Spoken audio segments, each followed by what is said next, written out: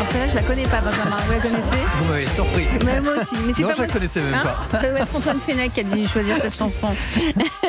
Benjamin, on va rester dans l'art de la gourmandise à la française. Vous nous racontez ce soir l'histoire de la maison Fouquet, l'une des plus anciennes confiseries parisiennes. Oui, pour cela, je vous propose de remonter dans le temps. Tout démarre ici, en 1852, lorsque Louis Fouquet ouvre son atelier de confiturier. Nous sommes au 36 rue Laffitte, dans le 9e arrondissement de Paris. Et à l'époque, les Parisiens se pressent chez cet artisan qui confectionne et vend des confitures de fruits rouges et d'abricots essentiellement. Et de génération en génération, la maison Fouquet se développe et propose de nouveaux produits.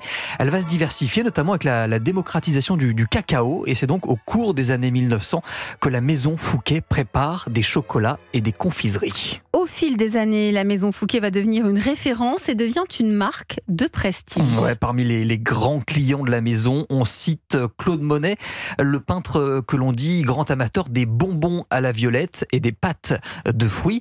Et plus tard, dans les années 60, après l'ouverture de la seconde boutique située cette fois-ci rue François 1er, l'adresse historique, la fameuse adresse d'Europe 1. Et bien là, de grands noms de la mode se pressent dans l'atelier, comme le raconte Alexandre Antousevitch, qui est le directeur général de la maison.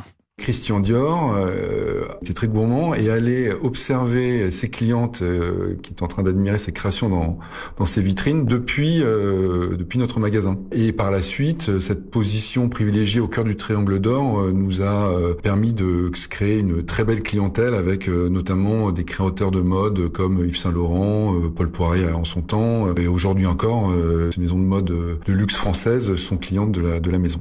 La marque est aujourd'hui labellisée entreprise du patrimoine vivant, ce qui signifie que c'est une manière de fabrication 100% artisanale. Les pâtes de fruits, par exemple, elles sont moulées une par une, elles ne sont pas découpées de façon industrielle. Le praliné, lui, est battu et tourné à la main dans des grandes bassines de cuivre et on arrête les cuissons à l'œil. Il n'y a pas de minuteur. C'est incroyable. Mais si vous nous en parlez ce soir sur Europe 1, Benjamin Lévesque, dans cette émission dédiée aux glaces, c'est parce que la nouveauté de cette année, la maison Fouquet vient de lancer une gamme de glace. Oui, alors il faut savoir que le chocolat, ça représente quand même 80% des ventes de la maison. Le problème, c'est que l'été, ça fond, c'est pas pratique le chocolat. On a moins envie de chocolat, en tout cas sous cette forme. Et donc la maison Fouquet a donc trouvé une alternative, c'est la glace fabriquée là aussi de façon artisanale. Comme pour nos autres produits, on utilise des ingrédients de la meilleure qualité pour nos crèmes glacées.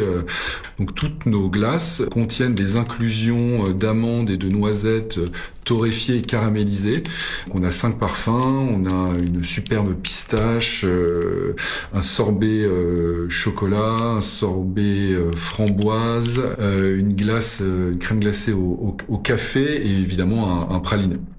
Voilà, ça donne ça encore. Et donc la maison Fouquet compte aujourd'hui 6 boutiques à Paris et la marque se développe, là ça y est, en dehors de nos frontières, à Tokyo, à Séoul ou encore à New York.